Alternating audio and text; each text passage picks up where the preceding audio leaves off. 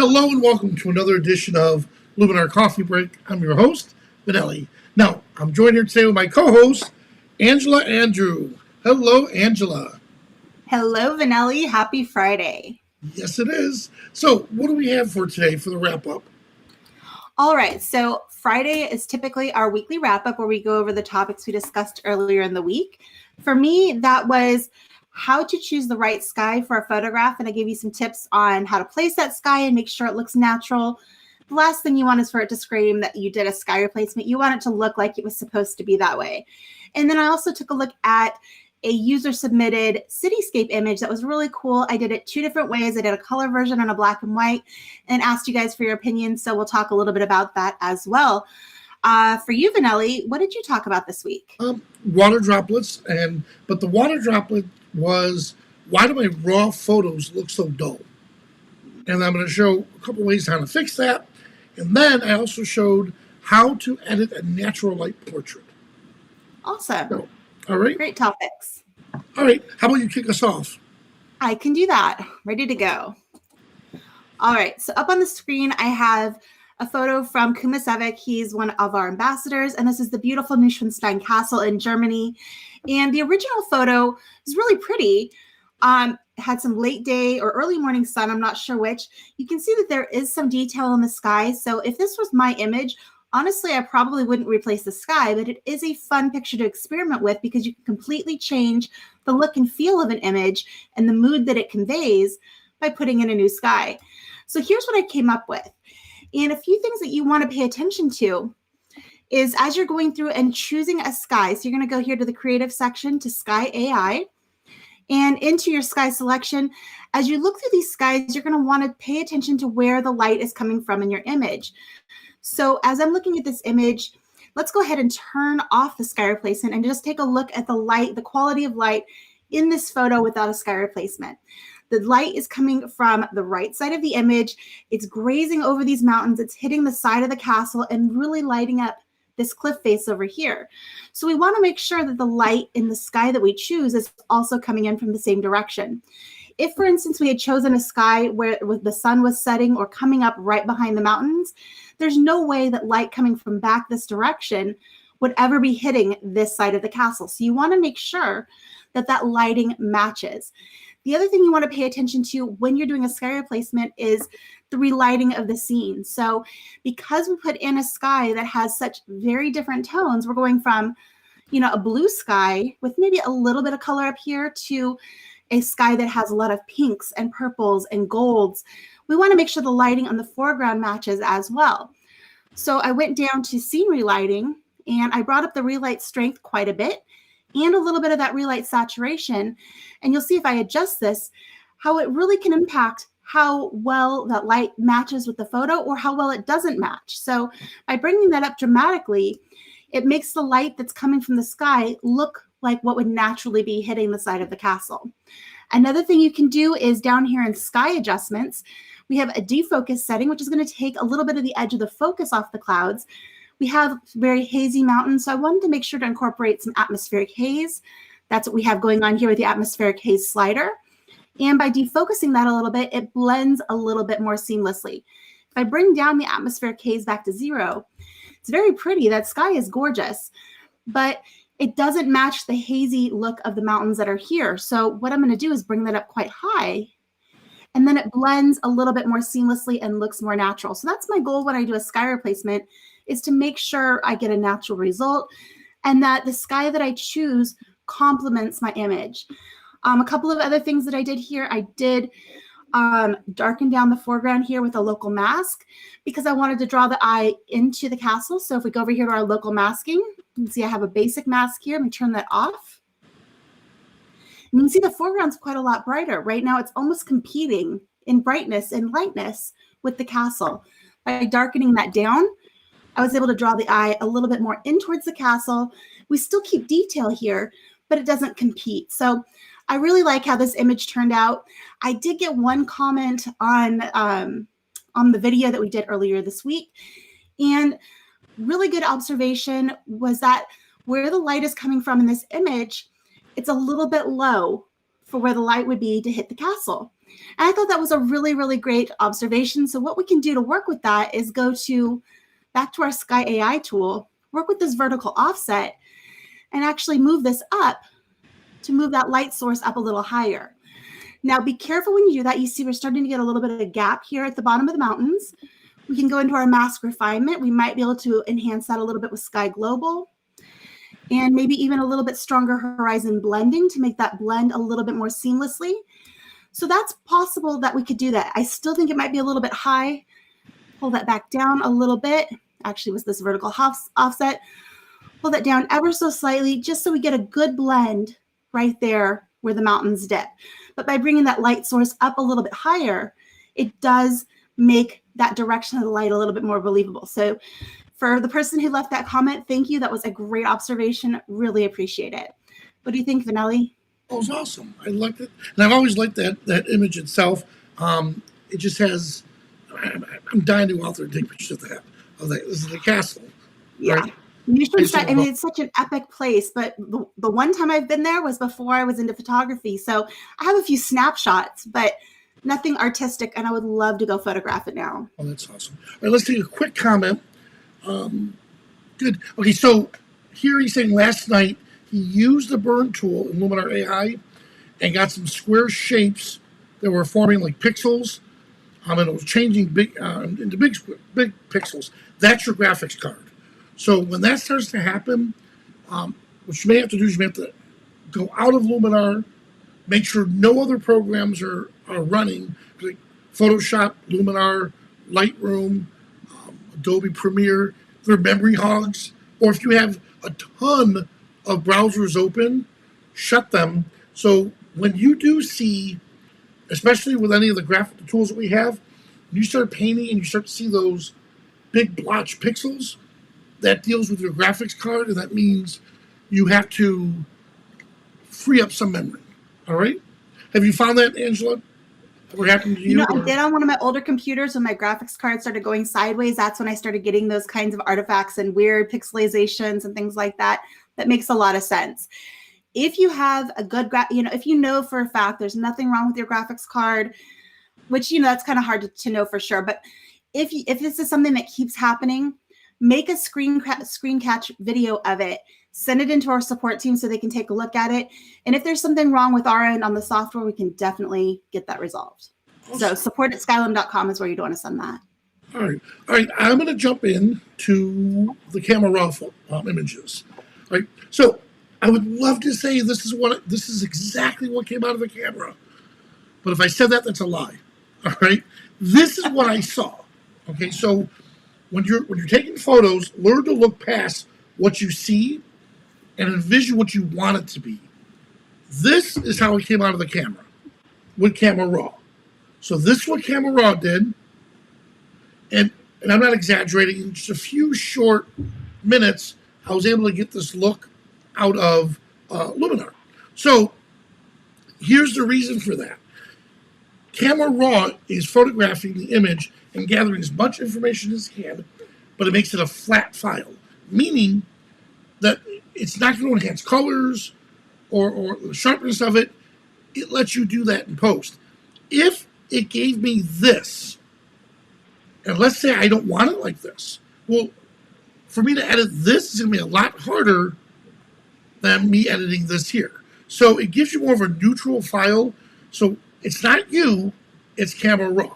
If you don't want to deal with the editing process, then shoot in JPEG, but you're limiting yourself to the full power of your camera. So here we are. I'm going to come over to the history tool, and I'm going to back out the changes. Taking it right down to here. So the original thing what I did when I first saw this image, let's give it a second. It doesn't want to go back to the original. Here, let me go down one more. All right, let me go to the original. Here we are. So the only thing I did with the erase tool up here is I erased some of these highlights of the camera. So that's the only thing I did differently. All right, so when I originally did this, the first thing I decided to do was look at a template because I didn't want to reinvent the wheel. And when I did that, it gave me a suggestion on dark and rich. So when I did this, what popped up was the water templates, and it gave me dark and rich. So that's what I went with. Let's see if I have some down here. Yeah, right here.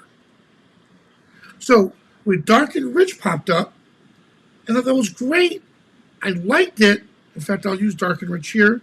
I liked where it was heading, but it wasn't where I knew it could be. So from here, I went in, and what I decided to do was tweak a few of the extra changes to make it look like that beautiful blue that I saw. So I'm going to go to history again, right back to here. And when I did that, I was able to boost up some of the colors. There we go. I was able to bring back the colors on vibrancy, but what I was able to do is come up here to light, and I dial the temperature down to make it bluer. And then, of course, the black point. By bringing the black points down or enriching the blacks, it makes the overall image just take on a look of its own. And I knew I could mess with the black points and the white points because they had so much dynamic range in this image from it being shot with RAW. And let me show you one more. And then this structure right here definitely plays a huge role because with that structure, what it's going to do for me is it's going to add that little extra detail to make all of this look like it's jumping right off the page. So there's before, and there's after. All right. So again, Angela, when we're dealing with raw files, now I'm sure were you the same way when you first took your first shot and you saw that raw image, you thought, "Oh my God, my camera's broken. Now, what did I do wrong?" Right? Yeah, it was very frustrating those first couple of months that I was shooting raw, and I was learning it on my own. I wasn't around other photographers. I didn't have a photo club or anybody really to coach me. I had just read something that said, "Hey, you should be shooting raw. It's a better format." So I started doing that. Initially, I didn't even have the software to open the raw file. This is a long time ago, and you had to get Lightroom or something like that to open raw files. And I finally got them in there, and I'm like, gosh, they look horrible. And it was a real learning curve because I had not only, it's one of those kind of painful leaps in your experience as a photographer that you need to take because it opens up so many options. But initially it is a little scary because you're like, gosh, my pictures look awful. Yep. And then boom, you saw what Camera Raw can do for you. Yep. And in all honesty, let me pull this up here real quick. Oh, I'm switching over to another one. In all honesty, for me, I dive right to Accent AI. That's my first go-to. Move that slider, and that right there shows me what it can look like. All right. Accent AI is such a powerful slider. So for those of you who kind of maybe jump to the light tool, jump to other things, don't overlook Accent AI. I introduced it to a friend recently, and he knew how to use the light tool. He'd used some, more traditional photo editing tools, wasn't getting the results he wants. And I was like, no, try that slider. Seriously, one slider. And he was amazed. So it was really cool to see that through a new user's eyes, what Accent AI could do for a photo. Awesome. All right, Angela, what do you have for us now? All right, so I have a user-submitted image from Donette Largay. She's one of our insiders. If you haven't joined yet, make sure you go to insiders.skylum.com. Join our community there. It's free. It's a ton of fun. So Donette sent me this photo of hers, and I decided to try to edit it two separate ways. The challenge with this image was that it was taken from, I want to say, the 93rd floor of a building. So typically when we're shooting cityscape photos, we're looking up at buildings. But in this instance, she's on a very high floor looking down. So the typical perspective correction tools didn't do exactly what she wanted. So I showed her a way to fix that. And I decided to do two versions of it because I couldn't decide whether I liked the color or the black and white better. So looking through the comments from this episode the other day, it looks like everyone likes the black and white better. So let's take a look here and see what I did. So here's the black and white, and here's the color. So what I did here is I went to my Finder, Show in Finder, and I created a copy of my raw file. So if you take a look here, I have the original raw file and I have one that says copy. All I did to do that was right click on my image and choose duplicate, and it made a copy of my raw file. So that's how I have 2 copies of the same image here in Luminar. For the first one, I went to my templates and I scrolled down to this one category called Big City Lights, and I chose Frosty. It was a great starting point, and all I did from there was add a little bit of extra structure, work a little bit with the contrast, and this is what I came up with. So get ready for this. Here's the original, and here's where we landed. So from there, after I made the color version look the way I wanted it, I went back over to my catalog, right-clicked on my color image, went to adjustments, copied my adjustments, and copied those adjustments over to my black and white. Well, at this point, it wasn't black and white yet. It was just another version of color. So once I copied all of the adjustments from the color version, I went over to the edit tool and went up to my black and white tool here under Essentials and converted this to a black and white, and then used the luminance sliders to really adjust the values in the areas that had been colored. So I pulled back a little bit on the yellows, because if you look at the original, there's a lot of yellow in this image. So I was able to pull back on those because those are some of the brightest, most highlighted areas of the image. So I pulled back on that and brought back a little bit of detail in there, pulled back a little bit on the blues, and it made for a beautiful contrasty image. I also worked a little bit with super contrast, and we talked a bit about looking at the histogram and also the film strip. The film strip is a great tool. So when you're looking at different versions of an image, you can do this by going to View and Show Film Strip. That's going to bring up all the images that are in your folder or your album right here at the bottom of your screen, so you don't have to switch back to the catalog to go in between. So I can just switch back and forth here in the Edit tab with the film strip. And then also when you're looking at an image that has a lot of contrast, to pay attention to your histogram. And if you want to show and hide the highlight and clipping warnings, you can hit the J key on your keyboard and see what areas are clipping.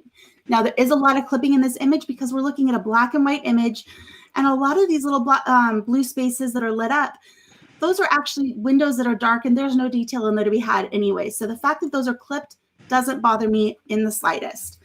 Same with our color version. We hit the J key on the keyboard, turns on those clipping warnings. Let's see, there we go. And you see a lot of the same areas are clipped. So make sure you make use of your histogram to see what data is being clipped. Make use of that film strip. And if you want to show the histogram, that's right here under View and Show Histogram. So let us know what you guys like, if you like the black and white or the color. Vanelli, what's your pick? Well, you know me. I love black and white. Yeah. I've just been getting into the black and white scene quite a bit. Great job, Angela. All right, let me jump right in. All right, so here's little Erica. You recognize her from the Aviator. All right, let's see if I have it here. Nope. There she is. So this is Erica now. All right, so I've been photographing her since she was a little girl. Very, very, very little, as you can see. So we have a lot of history here. Now, for natural light portraits, a couple things I showed on this was how to set it up in the camera first. So for this particular image, here's before and after. Here's before, here's after. Now, the time where I'll start to fade a lot of the colors is if it starts to compete with the image itself. So with a natural light portrait, you're not getting the freezing action of a flash. So when you hit this with flash, I love that look. It just freezes it, and just the edges are a little bit sharper.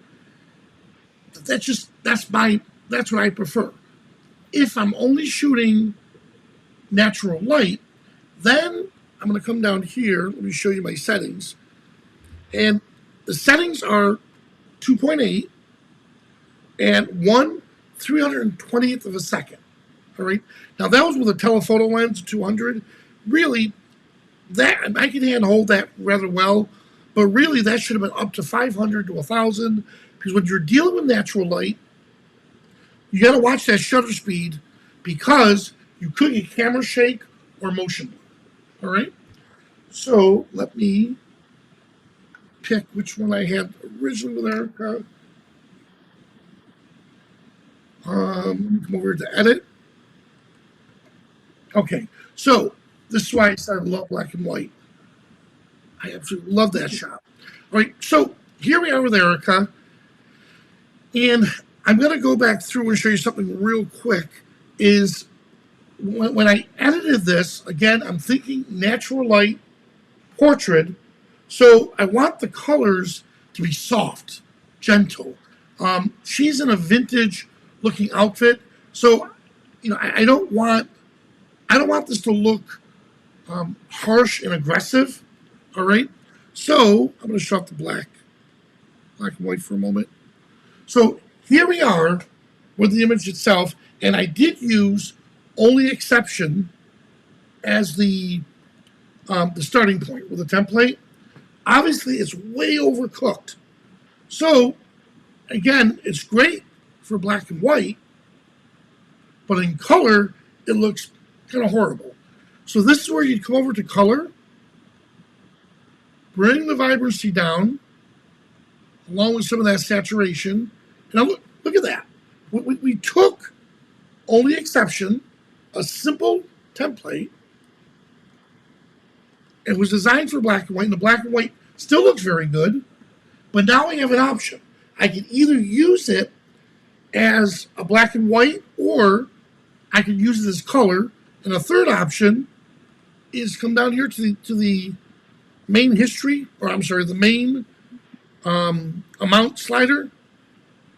If I slide this to the left, it brings back everything. But if I dial it in like this, notice I'm getting those muted colors. Here's full black and white. If I don't want that, I can just dial it back a little bit right there.